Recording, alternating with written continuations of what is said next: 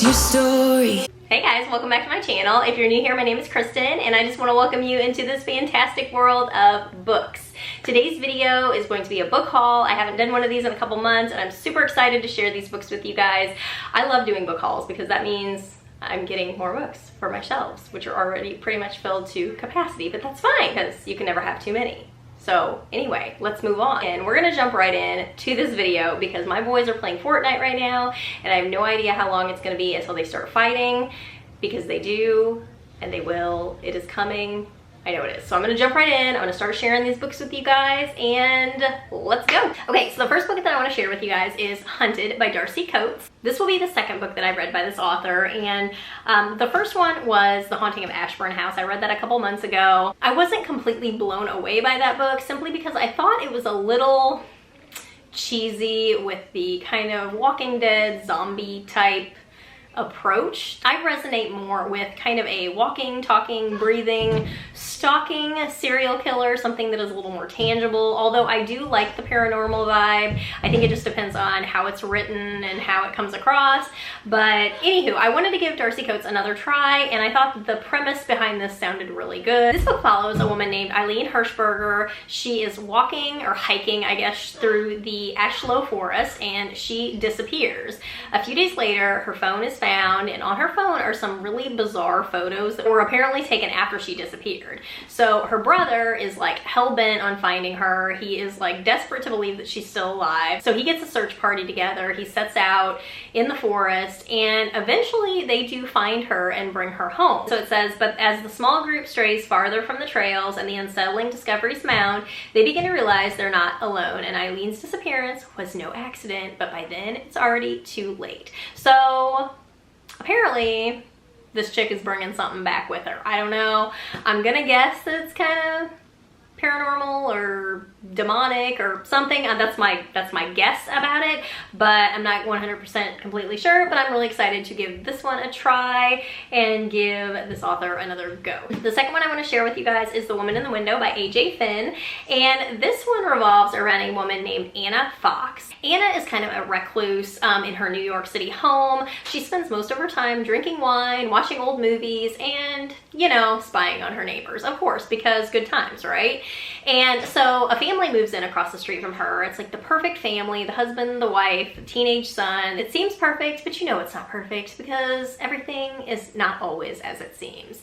And so one night Anna's staring out her window, as she does, and she sees something that she apparently cannot unsee. And you know what? I feel like that's what you get, Anna. That's what you get for not minding your own biz. I'm just saying, if you're gonna spy on your neighbors, you better be ready to see some stuff you don't want to see.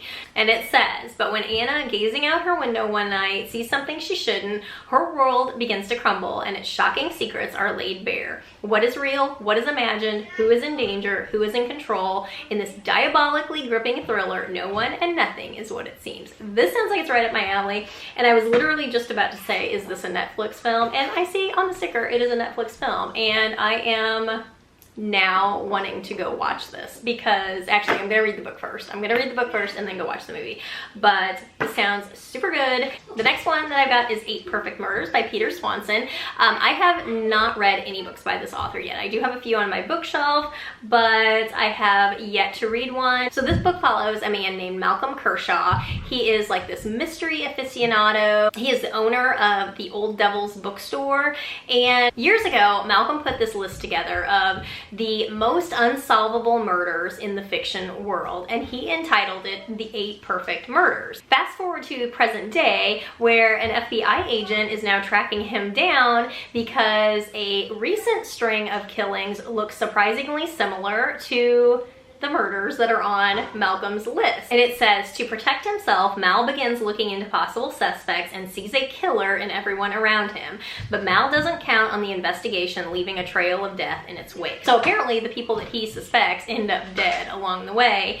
And it says, suddenly a series of shocking twists leaves more victims dead, and the noose around Mal's neck grows so tight he might never escape. So this one sounds really, really good. I've heard some kind of ups and downs about Peter Swanson books. I'm not completely sure. Some people really love his books, some people not so much. So I'm excited to try this one out as my first book by this author. Okay, so my next one is The Snowman by Jo Nesbø. I have never read anything by this author either. These are a bunch of brand new authors to me, so I'm pretty excited about it. This story starts out one night after the very first snowfall. This boy named Jonas wakes up and realizes that his mother is nowhere to be found. And the only clues happen to be a pink scarf that is draped around the neck of a snowman who just magically appeared in their front yard. Apparently the snowman was not there the night before, and now the snowman is there with his mother's pink scarf. So the inspector on this case receives a suspicious letter, which he then links to the disappearance of this woman.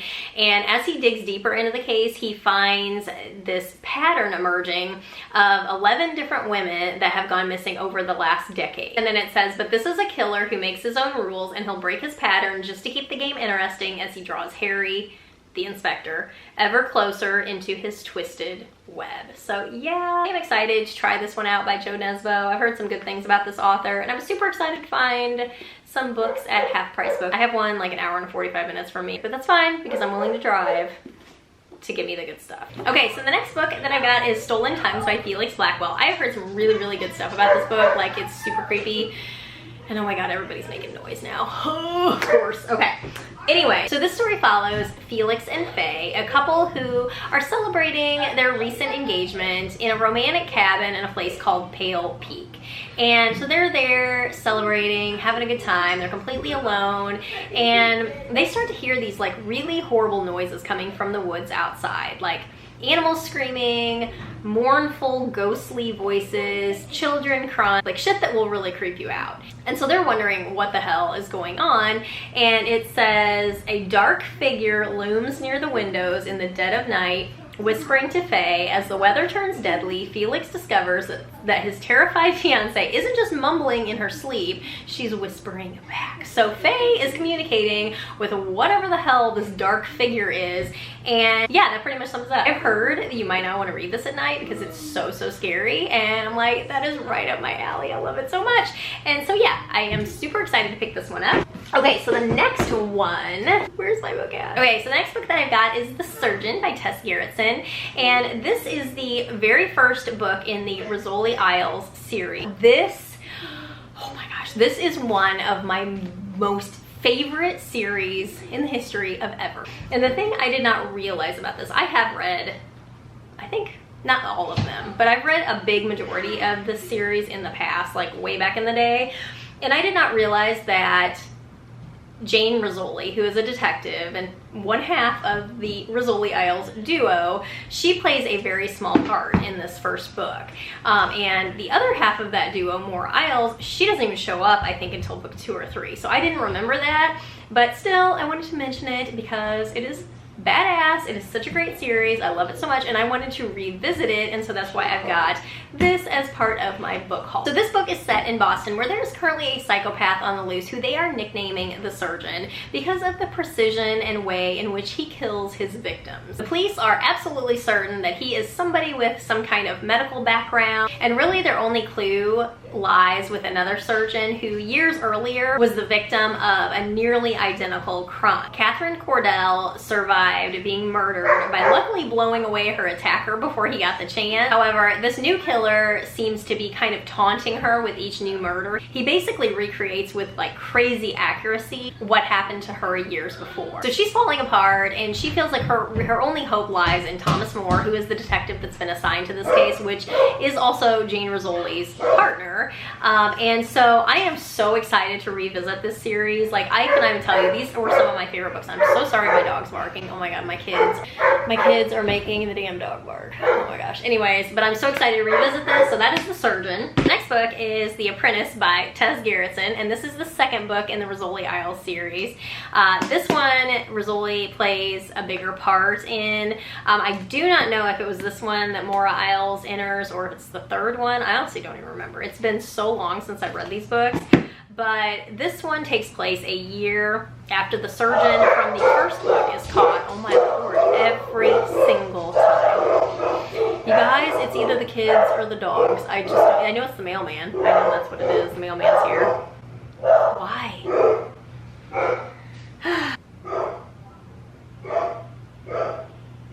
So let me start over. And this takes place a year after the psychopath from the first book is put in prison, and Jane Rizzoli apparently has some kind of encounter with him in the first book. And so at this time, while she is still healing from her emotional and physical scars from that whole situation, a new killer comes on the scene that looks surprisingly similar to the first guy who is in prison right now. So basically, Jane has to go face to face with this hellish nightmare all over again. To make matters worse, the original surgeon ends up escaping from prison, and he teams up with this new guy who they call the apprentice, because this guy apparently worships the ground that the surgeon walks on. And so now they have two psychopaths to deal with, and makes me love this series even more. I am so excited to revisit this series and catch up with my favorite duo. Moving on, the next book on the list is Crematorium by Marilyn Benner Sawiak. And I'm not gonna lie, you guys, I just saw this book on Amazon and I bought it because of the title. I really had no idea anything else about it, but I bought it for the title. And it says a psychological thriller, like, no brainer. This book follows a woman named Maggie Bennett. She is a trauma nurse from North Carolina. She is super good at what she does. She takes her job very seriously, and she absolutely gives her all to the patients in her care. One night, Maggie comes back from her break to find the homeless patient that she has been treating has died. And to make matters worse, there's a homicide detective who is now eyeing her as the #1 suspect. So a week later, this patient is still laying in the morgue unidentified, and Maggie realizes if she's going to clear her name, she has to figure out who this person was and why they were killed. And so it says, but the deeper Maggie digs, the more immersed she becomes in a game of cat and mouse with a killer who is prepared to do anything it takes to silence her.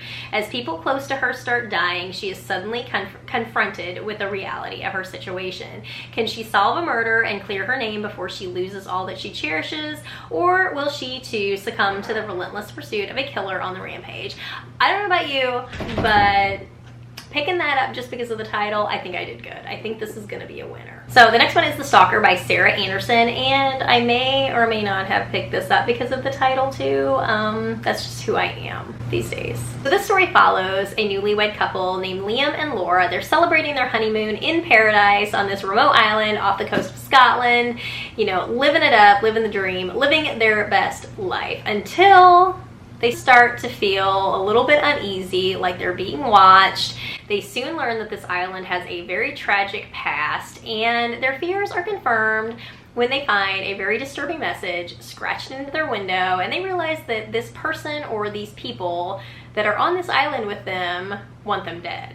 And so I'm gonna say I'm 2 for 2 in just picking the books with the title. I mean, obviously I haven't read them yet, but the premise behind them, I mean, I think I'm doing pretty good. So this one sounds like a winner too. Okay, so the next book is The Third Grave by Lisa Jackson, and this is actually the 4th book in the series with Nikki Gillette, who is a true crime writer, and her husband Pierce Reed, who I believe is a police detective.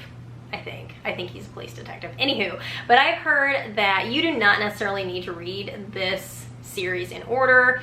There's quite a bit of time between each book. I think the first one was written like 2003, and this is the most recent one. But I've heard that the book does a really good job of catching up and giving you all the background information that you need. So there's no real, I guess, need to read the series in order. So this story is set in Savannah, Georgia, someplace I've always wanted to visit, and a gruesome discovery is made after this hurricane sweeps through the area. In the cellar of the once grand Beaumont Mansion, they discover 3 graves, but only 2 skeletons. So even before these graves were discovered, there had been a rumor going around that that mansion could be the burial site for these 3 sisters who went missing like 20 years ago after they had gone to a movie with their older brother, who is currently still the prime suspect in that case, even though no evidence was ever found.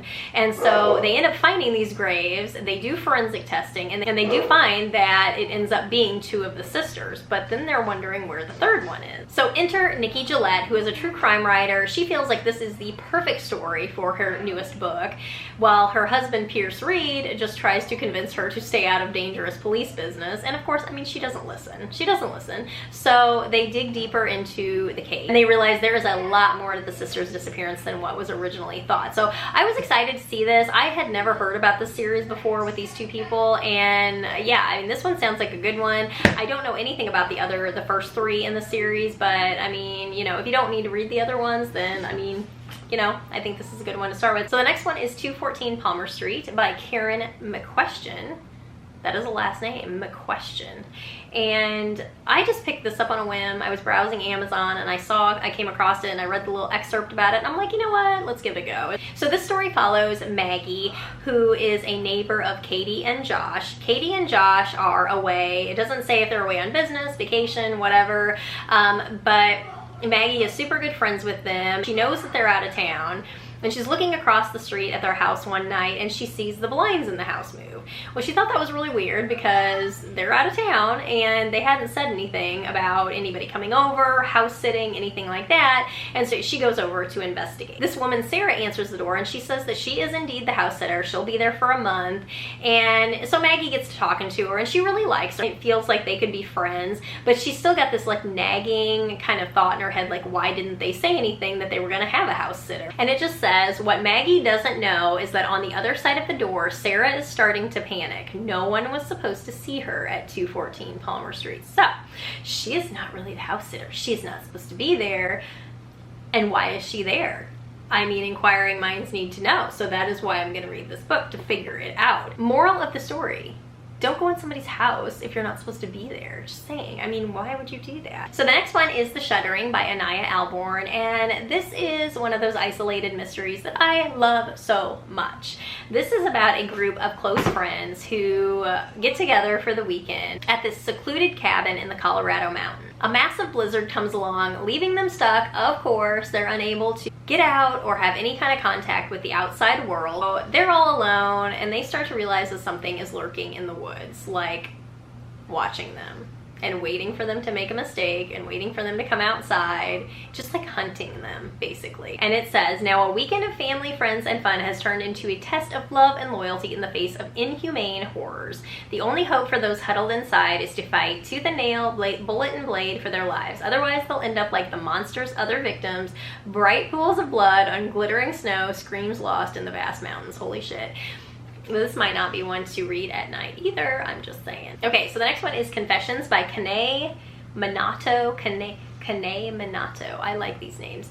Anyway, this one jumped out at me because I've heard some things about this book. One being that it has a super intense revenge plotline, and I'm all about the revenge plotline. Like, you know, karma's a bitch. It can be. I'm just saying, especially when it deals with a mama and her child. Mama bears. We come out. We don't like. Most of us don't like confrontation, but you hurt our kid, and let me tell you, I'm gonna come out swinging. So this was a no-brainer for me to pick up. So this story follows a middle school teacher named Yuko Maraguchi. Hopefully I didn't butcher that name. And she's going through some stuff. She just called off her engagement and she kind of feels like she has nothing left to live for except her 4-year-old daughter. And then something happens where her daughter ends up dying on the playground at the middle school where she teaches. And she's basically just gives up. She's gonna tender her resignation. She's done teaching, and that's gonna be that. However, she wants to give one last lecture to her class. And this lecture, you guys, is not just any old, I'm leaving, I'm gonna miss you, goodbye. This lecture sets in motion a crazy, intense plot for revenge against the 2 students that she knows murdered her daughter. And so I'm excited to see how this plays out. I've heard kind of good and bad reviews on it, both ways. So I mean, it could go either way, but I'm excited to dig in and see what this girl has up her sleeve, because I'm sure is something pretty good. So the next one is The Long Weekend by Julie McMillan, and this is one I've had my eye on for quite a while. I think I might even have it on my wish list, I'm not sure, but I know it's been in my cart before, and I decided to finally move it from my Amazon cart to my bookshelf, and I'm so glad I did, because this one sounds like a winner. So this story follows a group of friends who have booked this retreat at this remote place in England called Dark Fell Barn. And these women, they just want to catch up, have a little fun, have a girls' night before their husbands arrive the next day. Only 3 of the girls are together this year. They're missing one of their friends whose husband recently died, and fun. But yeah, they're just wanting to kind of let loose and blow off some steam and have a little fun. And they get there, they think everything is perfect. Everything is far from perfect though, because almost as soon as they arrive, they find a note claiming that one of their husbands is going to be murdered, and they have no way to contact the outside world. It says there are no phones, no cell service, no way to check on their men. Friendships fracture as the situation spins wildly out of control. This group has kept one another's secrets for far too long. So not everything is as it seems, people. That is the moral of this book, I have a feeling. Okay, so the next book is Dark Matter by Blake Crouch. I have heard some really good things about this author. This would be the first book that I've ever purchased by him. So this book follows a man named Jason Desson. One night he is walking home and he is attacked, and the last thing that he hears before he goes unconscious is, "Are you happy with your life?" And I'm thinking, what kind of a question is that? Of course he's not happy with his life. He's being attacked right now. Like, what are you doing? Why? And so he wakes up surrounded by these men in hazmat suits, and this guy is like, who he has no idea who he is. He's like, "Welcome back, my friend." It's like, "I'm not your friend, dude. I don't even know who you are."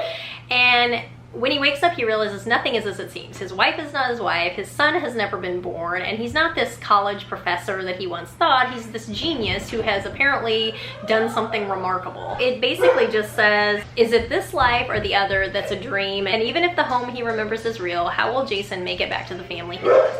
I think this sounds pretty intense and creepy, and I'm so sorry. My dogs are barking once again, and my kids, of course. Okay, anyways, what? Hi, Pax. All right, where are you guys going? Okay. Maybe now I can get somewhere done. Say hi. Are you shy? Yes, are you shy? You gotta get back. You gotta get back.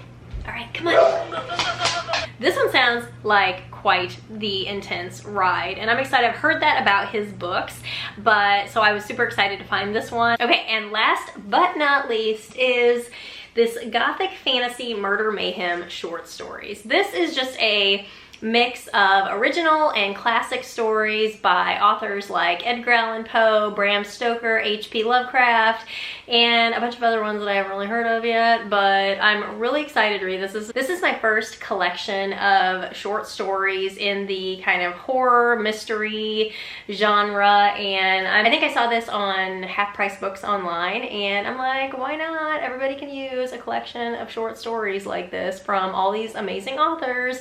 So I'm pretty excited to check this one out. So guys, that's a wrap on the book haul. I'm gonna just call it my summer book haul because, you know, we're going into August here pretty quick. I probably won't have another book haul until maybe beginning of September, mid-September, something like that. We'll see. I mean, I might, you know what? I might buy a lot of books in August, so it could be sooner. Who knows? I'm kind of spontaneous like that. But that is a wrap for this book haul. I hope you guys enjoyed this video. If you do, please give it a thumbs up and subscribe, and I will see you guys in the next one. Bye.